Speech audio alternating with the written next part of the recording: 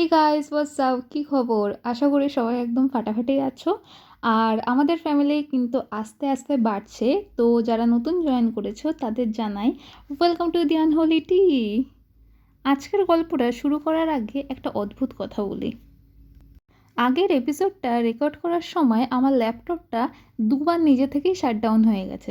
যদিও আমার চার্জ অনেকটাই ছিল, তা প্রায় 70 to 80% তো ছিলই, বাট তাও শাটডাউন হয়ে গেছে। আজকেও আমার সেমই কেস হয়েছে। তো এখন কি হচ্ছে, প্লাগ ইন না করে ল্যাপটপ অনই হচ্ছে না। যাই হোক, মজার ব্যাপার হচ্ছে কি জানো, এটা ঠিক গত দুদিন ধরেই হচ্ছে, যখন থেকে আমি এই গৌরব তিওয়ারি সিরিজটা কভার শুরু করেছি। জোকস অ্যাপার্ট, হতেই পারে ব্যাটারিটা নষ্ট হয়ে গেছে বা কোনো actual technical problem, mostly technical প্রবলেমই হয়তো। বাট এখন আমি একটা স্পেয়ার ল্যাপটপে কাজ চালাচ্ছি। নতুন ল্যাপটপ কেনার আমার এখন ইচ্ছা নেই। দেখি ফিউচারের কাজের থেকে ওখান থেকেই তুলে নেবো একটা। এখন আর ফালতু এই করে লাভ নেই, কারণ অলরেডি আমার দুটো ল্যাপটপ, দুটো ফোন, এত কিছু ইলেকট্রনিক্স বাড়িয়ে লাভ নেই। ওগুলো টেক কেয়ারও করতে হয় অনেক। তো যত বেশি ইলেকট্রনিক্স হয় তত বেশি মেনটেনেন্স হয়। তো আমি বলবো যে কম থাকাই ভালো। তো যাই হোক, তোমরা হয়তো অনেকেই ভাবছো যে এই ক্যামেরার সামনে আমি আসছি না কেন। আর অ্যাকচুয়ালি হয়তো কেউই ভাবছে না আমার ওভার থিঙ্কিং করার স্বভাব, তাই আমি নিজে ফ্রি বসে বসে এসবই ওভার থিঙ্ক করছি যে আমার হয়তো 8জন সাবস্ক্রাইবারের মধ্যে কোনো একজন ভাবছে যে কেন কেন আমি আমার মুখ দেখাচ্ছি না। আসলে সেরকম কিছুই না, আমি একটু ক্যামেরা শাই। আর হচ্ছে গিয়ে অত আমি সুন্দরও না নিজের মুখ দেখানোর জন্য।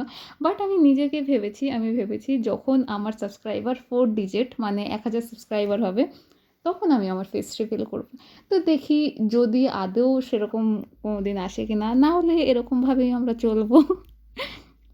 তো চলো, এবার আর দেরি না করে সরাসরি আমরা চলে যাই উত্তরাখণ্ডের সেই কুখ্যাত লম্বি দেহার মাইন্সে। তো সবাই নিজের চাটা নিয়ে রেডি হয়ে যাও, কারণ আজকের গল্পটা হবে খুবই হাড় হিমকর। যেমন আমাদের ওয়েদার খুবই ঠান্ডা। মুসৌরির নাম শুনলেই আমাদের চোখের সামনে ভাসে সুন্দর সুন্দর পাহাড়, ঝর্ণা আর উঁচু উঁচু গাছপালা, যেখানে কলোনিয়াল টাউনগুলোকে যেন মেঘ ছুঁয়ে যায় আর জঙ্গলে পাখিদের গান শোনা যায়। কিন্তু এই ছবির মতো সুন্দর শহর থেকে একটু দূরে গেলেই পাহাড়গুলো যেন হঠাৎ চুপ হয়ে যায়, গাছের পাতা নড়া বন্ধ হয়ে যায়, আর সময় সময় যেন হঠাৎ থমকে যায়।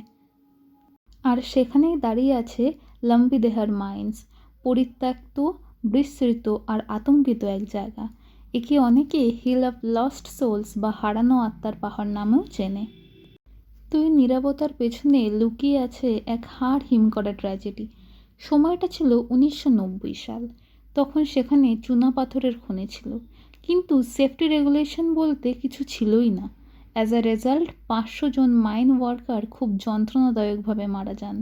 তাদের লাংস এফেক্টেড হয়ে গিয়েছিল, তারা সমানে রক্তবমি করতেন। এভাবে একেবারে 500 জন মানুষ ধুকে ধুকে মারা গেলেন, আর তারপর মাইনটা চিরতরে বন্ধ হয়ে গেল। আজ সেখানে আছে শুধু ভাঙাচোরা বাড়ি আর জঙ্গলে ঢাকা নিস্তব্ধতা। স্থানীয়রা বলে ওখানে রাতে গেলে নাকি এখনো মানুষের কান্নার আওয়াজ পাওয়া যায়।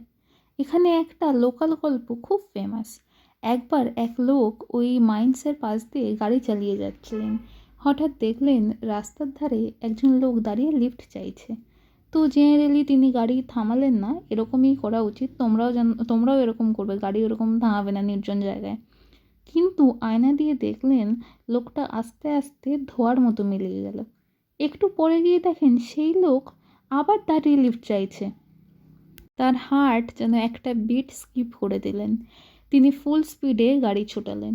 আরও 1 কিলোমিটার যাওয়ার পর দেখেন, বিশ্বাস করবে না, সেই একই লোক তৃতীয়বার রাস্তার মাঝে দাঁড়িয়ে আছে। সেই লোক নাকি পরের দিনই উত্তরাখণ্ড ছেড়ে পালিয়েছিলেন। এই লম্বি দেহার মাইন্স কেসটা খুবই স্পেশাল, কারণ গৌরব স্যার এটা জি নিউজের সাথে রিয়েল টাইম ইনভেস্টিগেট করেছিলেন।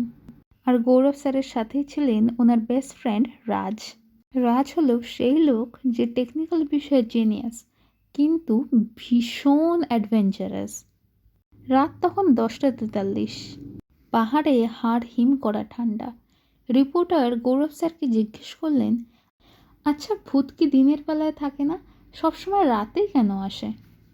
গৌরব স্যার ওনার দিকে তার সিগনেচার হাসি দিয়ে বললেন, দিনেও থাকে, কিন্তু রাতে ওদের পাওয়ার বেড়ে যায়।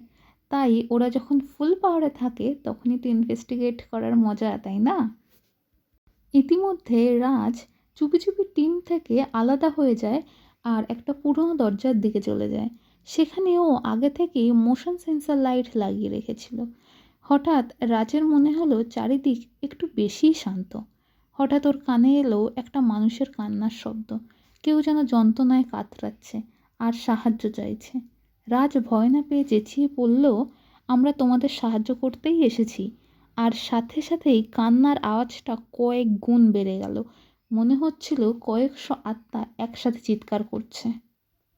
এবার আসছি আজকের এপিসোডের সবথেকে অদ্ভুত পার্টে। ইনভেস্টিগেশন চলাকালীন গৌরব স্যারের পাশেই দাঁড়িয়েছিল রজত। তো বলে দিই, রজত হচ্ছে গৌরব স্যারেরই একজন টিম মেম্বার। পুরো সময় রজত একটাও কথা বলেনি, শুধু স্থির হয়ে দাঁড়িয়েছিল। হঠাৎ দূরে টর্চের আলোয় দেখা গেল রজত হেঁটে যাচ্ছে। গৌরব স্যার যেন চমকে উঠলেন। রজত যদি ওদিক থেকে আসে তবে আমার পাশে এইমাত্র কে দাঁড়িয়েছিল? রাজও দেখলো ওনার ডান দিকে রজতের মতো দেখতে একজন দাঁড়িয়েছিল, যা মুহূর্তের মধ্যে বাতাসে মিলিয়ে গেল। পুরো জি নিউজের টিম তখন ভয়ে কাঁপছে একেবারে। হঠাৎ সব ক্যামেরা আর ইএমএফ মিটারের ব্যাটারি 0 হয়ে গেল। স্রেফ কয়েক সেকেন্ড পর সব ইলেকট্রনিক্স ডিভাইস ডেড, যেমন ঠিক একটু আগেই আমার ল্যাপটপের সাথে হচ্ছিল। তো প্যারানর্মাল থিওরি বলে আত্মারা ম্যানিফেস্ট হওয়ার জন্য আশেপাশের ইলেকট্রনিক ডিভাইস থেকে এনার্জি শুষে নেয়।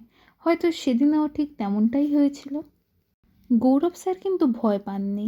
তিনি জানতেন এই আত্মারা হিংস্র নয়, তারা শুধু ক্লান্ত। তারা চায় কেউ তাদের কথা শুনুক। তিনি ওনার টর্চটার হাতে একটু হালকা করে থাপ্পড় দিয়ে ঠিক করলেন আর অন্ধকারের দিকে তাকিয়ে বললেন, আমরা বুঝেছি তোমরা এখানে আছো, আমরা তোমাদের বিরক্ত করব না। গৌরব স্যার প্রমাণ করেছিলেন যে লম্বি দেহার মাইন্ডসে আজও সেই 500 জন শ্রমিকের আত্মা ঘুরে বেড়াচ্ছে। তো বন্ধুরা, এই ছিল আজকের গল্প। ভিডিওটা ভালো লাগলে আমাকে জানিও। আর এই ছোট্ট ছোট্ট ডিটেলসগুলো না বললে গল্পটা ঠিক জমতো না। তোমাদের কি মনে হয়, সিসিটিভি ফুটেজ বা রাজের দেখা সেই ছায়াটা কি সত্যিই কোনো আত্মা ছিল? প্লিজ কমেন্টে জানাও। ভিডিওটা ভালো লাগলে একটা লাইক করে দিও আর সাবস্ক্রাইব করতে যেন ভুলো না। পরের এপিসোডে আমি গৌরব স্যারের করা ভারতের সবথেকে হন্টেড জায়গা ভানগড় কেল্লা নিয়ে কথা বলবো। আর হ্যাঁ, একটু সাবস্ক্রাইব করলে আরও একটু কাজ করতে, একটু ভালো করে মন দিয়ে ভিডিওগুলো বানাতে ইচ্ছা করে, একটু মোটিভেশন পাওয়া যায় আর কি। ইনিশিয়ালি ভেবেছিলাম প্রত্যেক সপ্তাহে একটা করে ভিডিও ছাড়বো, কিন্তু এই ভাই সিরিজটা আসার পরে আমি যেহেতু ভাবলাম যে এটাকে একটু কভার করি, আমার চ্যানেলে ছাড়ি, আর তারপরে আমার একটা সাবস্ক্রাইবারও বেড়ে যায়। তো আমি চেষ্টা করছি যে আমি রোজই যদি পারি তো একটা করে আমি নতুন ভিডিও আপলোড করব। জানি ভিডিও বানাতে একটু কষ্ট হয়, একটু না মানে অনেকটাই কষ্ট হয়। আর আমি নিজেই এডিট ফেডিট সব করি। এডিট আমি যদিও অত ভালো পারি না, তাও এটা একটা বেশ ভালো আনউইন্ড করা হয়েছে। এমনি ভীষণ বিজি থাকি সারাদিন, তারপরে চেষ্টা করি একটু এর মধ্যে এই ভিডিওটা বানিয়ে আপলোড করি। কারণ হচ্ছে গিয়ে আমার আসলে ইন্ডিয়াতে আসার পরে বেশি বন্ধুবান্ধব এখন আর নেই। তো তোমরাই হচ্ছে আমার নতুন বন্ধুবান্ধব, তো একটু কথা না বললে ভালো লাগে না। তো এটা একটা খুবই নট গনা লাই, খুবই কি আমি জানি না, I don't have any word to describe. But হ্যাঁ, আমি খুবই টকেটিভ, আমি কথা বলতে খুব ভালোবাসি। আর আমি যখন এরকম ভিডিও বানাই আর নিজে রেকর্ড করি, আমার মনে হয় যে অ্যাকচুয়ালি আমি আমার বন্ধুবান্ধবের সাথে গল্প করছি। তো আমার খুব ভালো লাগে ভিডিও বানাতে। তো এটাই, যাই হোক, আমি চেষ্টা করব কালকে বিকেলে আবার 5টার সময় ভিডিও আপলোড করতে। আর এই ভিডিওটা তো আমি আজ বিকেলেই পোস্ট করব 5টায়। তো হ্যাঁ, দেখা হচ্ছে আবার তোমাদের সাথে কালকের ভিডিওতে বিকেল 5টায়। Till then, stay chill, be safe, by.